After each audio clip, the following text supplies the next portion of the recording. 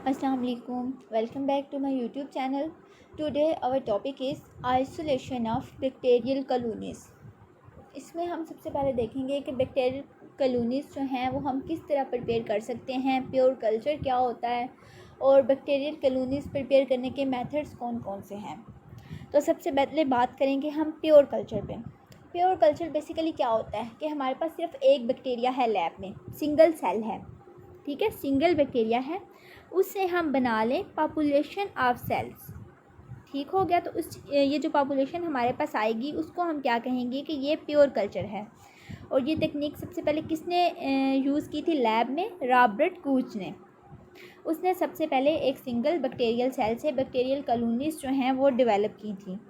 Basically pure culture बनाने के 3 तरीके हैं, या बैक्टीरियल कॉलोनीज़ लेबॉर्ट्री में ऑब्टेन करने के लिए हमारे पास 3 मेथड्स हैं। स्प्रेड प्लेट तकनीक है, स्ट्रीक प्लेट तकनीक है एंड पोर प्लेट तकनीक है। इन तीनों को हम बारी बारी डिस्कस करेंगे। इसमें हम सिर्फ मेथड्स देखेंगे, एडवांटेजेस और डिसएडवांटेजेस इन टेक्निक्स के हम नेक्स्ट वीडियो में स्टडी करेंगे।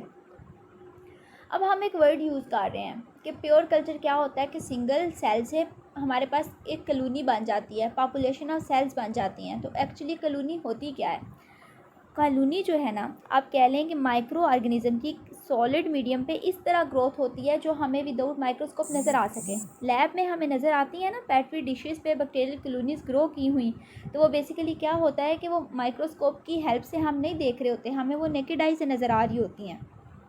सो कॉलोनी जो है माइक्रो ऑर्गेनिज्म की एक ऐसी ग्रोथ है सॉलिड मीडिया पे जो हमें विदाउट माइक्रोस्कोप नज़र आए।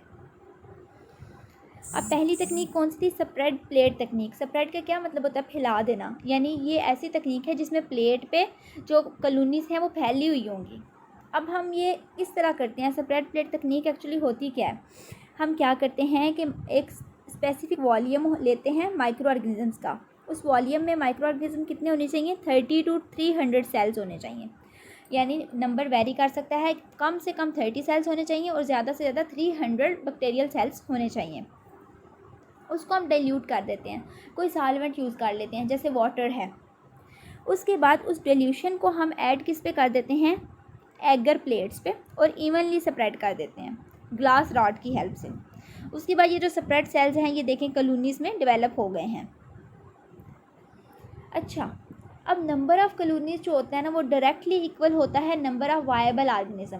हमने पहले बात की थी कि प्योर कल्चर क्या होता है? सिंगल सेल से कॉलोनी बनने का जो प्रोसेस होता है उसे हम क्या कहते हैं? प्योर कल्चर कहते हैं।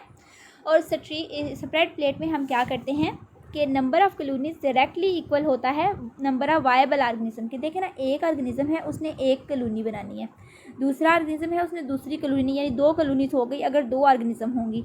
अब हमारे पास जितनी कॉलोनीज़ डेवलप होती हैं ना, तो हम कह सकते हैं कि जो हमने सैंपल लिया था उसमें इतने वायबल सेल्स थे, इतने वायबल माइक्रो ऑर्गेनिज्म प्रेजेंट थे। अब स्प्रेड प्लेट तकनीक ज़रा डिटेल में देखते हैं। सबसे पहले हमने क्या करना है कि हमने ना अपना जो मीडियम है ना सैंपल वो बेसिकली ले लेना है, ठीक है, और उसको किस में प्लेस करना है? एगर प्लेट पे। उसके बाद हमने जो ग्लास रॉड है ना या स्प्रेडर है उसको लिया, उसको एथेनॉल में डिप करना है।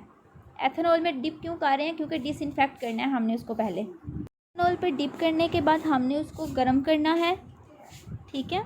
इसके बाद हम इससे ना जो बैक्टीरियल कॉलोनी जो हमने सैंपल डाला हुआ था ना एगर मीडियम पे, उसको हम इवनली स्प्रेड कर देंगे एगर प्लेट पे, ठीक है, और उसको हम इंक्यूबेट कर देंगे और इंक्यूबेशन के बाद जो बैक्टीरियल कॉलोनीज़ हैं वो हमें उस पर मिल जाएंगी।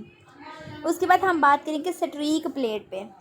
स्ट्रीक प्लेट कौन सा मेथड है जिसके थ्रू भी हम प्योर कॉलोनीज़ जो हैं वो ऑब्टेन कर सकते हैं।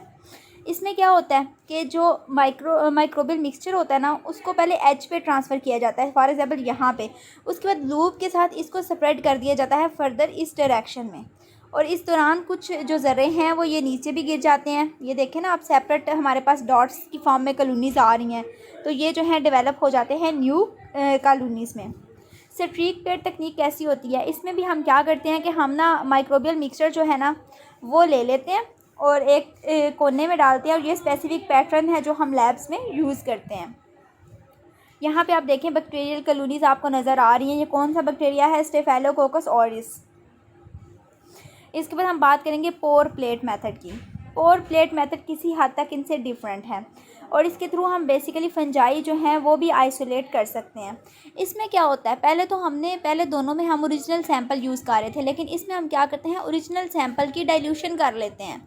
फॉर एग्ज़ाम्पल हमारे पास एक सैंपल है जिसमें 1000 जो है वो बैक्टीरियल सेल प्रेजेंट है। इसमें से हम थोड़ा सा लेंगे, एक नए बीकर में डालेंगे, ठीक है।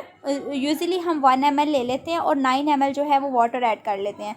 उसके बाद इसमें से हम जो सेकंड हमारे पास बीकर है ना, उसमें से हम मटेरियल लेंगे, वो भी हम 1 ml ले लेंगे और थर्ड बीकर में ट्रांसफ़र करेंगे और उसमें 9 ml वाटर ऐड कर देंगे। यानी इस तरह हम इसकी डाइल्यूशन कर लेते हैं। डाइल्यूशन क्यों करते हैं, ताकि हमारे पास कम कॉलोनीज़ आएँ, लेकिन जो भी कॉलोनीज़ आएँ वो क्लियर हों। ठीक हो गया। अच्छा, अब ये इनको ग्रो हम कहाँ पे करेंगे, लिक्विड एगर पे। लिक्विड एगर को कूल किया जाता है 45 डिग्री सेंटीग्रेड तक। ये किसी हद तक गर्म है, लेकिन जो बैक्टीरिया और फंजाई है ना, उन पे ये इस गर्मी का इतना असर नहीं होता। ठीक है। और जैसे ही वो एगर जो है वो हार्ड होगी तो सेल फिक्स हो जाएंगे और कॉलोनी में डेवलप हो जाएंगे। इसमें भी ना 30 से 300 कॉलोनीज़ हमारे पास आ सकती हैं। और जितनी आपको पता है नंबर ऑफ़ कॉलोनीज़ हमें क्या बताता है कि कितने माइक्रो ऑर्गेनिज्म हमारे सैंपल में लिविंग थे, कितने माइक्रो ऑर्गेनिज्म कैपेबल थे कि वो कॉलोनी बना सकें। अच्छा, अब क्या होता है कि कॉलोनीज़ के लिए हम फ्रेश मीडियम भी जो है वो यूज़ कर सकते हैं। और ये जो तकनीक्स हैं ये किसने डेवलप की थी, सबसे पहले रॉबर्ट कूच ने, आपको पता है, इसको यूज़ किया था। और हमने अब लैब में यूज़ करना शुरू कर दी हैं पेट्री डिशेस। ठीक है। तो वो किसने सबसे पहले यूज़ की थी, रिचर्ड पेट्री ने। ये रॉबर्ट कूच की लेबॉर्ट्री का ही एक मेंबर था और उसने 1887 में इन पेट्री डिशेस को स्टडी किया था और इन्होंने रिप्लेस कर दिया था एगर कोटेड ग्लास प्लेट्स को। पहले agar coated glass plates use होती थी, लेकिन अब क्या यूज़ होता है, पेट्री डिशेस यूज़ होती हैं। आपको पता है कि पेट्री डिशेस के बेसिकली 2 हाफ्स होते हैं। जो टॉप होती है वो कवर कर रही होती है बॉटम को, यानी इसका जो कवर होता है वो बड़ा होता है और जो एक्चुअल पेट्री डिश होती है ना वो छोटी होती है। और इनको आजकल हम लेबॉर्ट्री में बहुत ज़्यादा यूज़ कर रहे हैं, क्योंकि ये एक तो कैजुअली इनको यूज़ किया जा सकता है, इनको हैंडल करना इजी है, और दूसरा इनको एक लैब से दूसरी लैब में ले जाना बहुत सेफ़ है, क्योंकि इसके ऊपर लीड होता है। अब ये देखें पोर प्लेट तकनीक, ये हमारे पास ओरिजिनल सैंपल है। इसमें आपको देखें ग्रीन कलर में number of colonies number of viable organisms नज़र आ रहे हैं। अब हमने क्या किया, 1 ml इसमें से ले लिया, 9 ml वाटर ऐड कर दिया, डाइल्यूशन कर दी 10-1 पे। इसके बाद अब यहाँ पे देखें ग्रीन कलर थोड़ा कम हुआ है, यानी इसमें वायबल ऑर्गेनिज्म थोड़े कम हुए हैं। फिर सेकंड में से हमने लिया, ठीक है, और थर्ड टेस्ट ट्यूब में ऐड कर दिया। फिर थर्ड में से हमने लिया और फोर्थ में ऐड कर दिया। अब अगर हम फोर्थ को ही इंक्यूबेट करें एगर मीडियम पे, तो हमारे पास ये देखें बहुत ज़्यादा कॉलोनीज़ बन रही हैं। लेकिन अगर हम इसकी भी डाइल्यूशन करें तो नंबर ऑफ़ कॉलोनीज़ कम हो गया है, जिसको स्टडी करना जो है वो आसान है as compare to other method, spread plate and streak plate तकनीक। सो बेसिकली 3 मेथड्स हैं हमारे पास, स्प्रेड प्लेट है, स्ट्रीक प्लेट है और पोर प्लेट है, जिसके थ्रू हम क्या करते हैं कि बैक्टीरियल कल्चर जो है, प्योर कल्चर, उसको ऑब्टेन कर सकते हैं।